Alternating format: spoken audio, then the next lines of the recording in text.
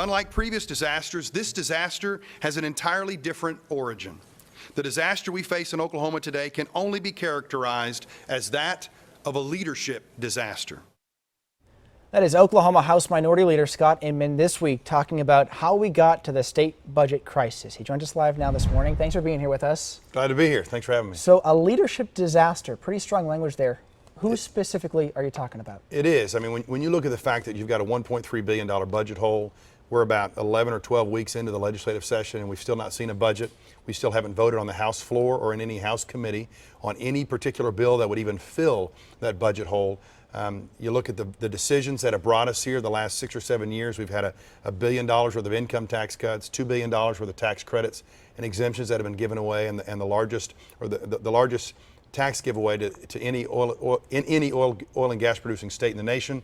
All of those were made by leadership decisions, so you have to put that at the feet of the governor and the speaker and the president pro tem of the Senate. At the end of the day, the buck stops with them, and we're in this mess in part because of some of those leadership decisions. So you're saying the Republican leaders in office right now? Yeah, absolutely. I mean, they have super majorities in the House and the Senate. They have every statewide office, and so when you have a situation like this, you got to look at leadership. Decisions were made. The price of oil is certainly a part of this problem. Right. But when the price of oil was $100 a barrel a few years ago, they were cutting funding for public education. But now we're looking at oil, barely getting into the 30s or 40s these days, something that most oil industry experts couldn't even predict themselves. So can you really lay this all on leadership, and wasn't much of this just uncontrollable forces here? Well, I mean, that's part of the problem. But of the $1.3 billion hole, someone could say maybe 500 or 600 million of that may be due to the direct price of oil.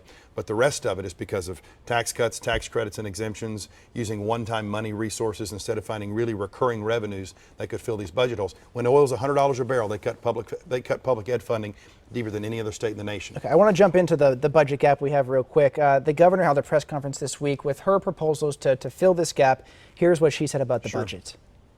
And I challenged the legislature and asked them to work with me to roll up their sleeves, do the hard work, get into the details of the state budget, the needs of the state agencies, while also making sure that we maintain a strong, vibrant, pro-business economy. So she says she's willing to play ball here, and she listed some specific proposals. Wondering if we could run through those real quick. You bet. Let me know if you'd be okay with them. One of them is $500 million in bonds for road projects to free up that money for other uses. Yeah, the governor apparently thinks we can borrow our way out of debt.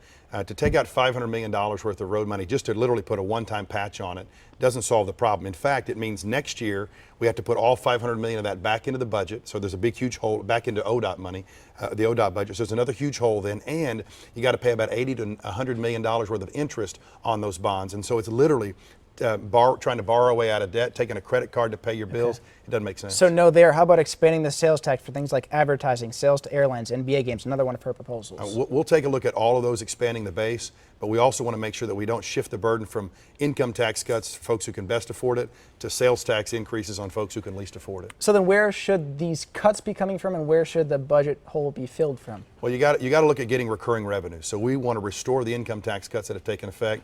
We want to look at getting some of these tax credits and exemptions that don't really help create jobs, get those off the books. We want to index the gross production tax for oil to the price of oil, so that way when the economy improves, the money will come back in. We think those will be ways to help fill the budget. Okay.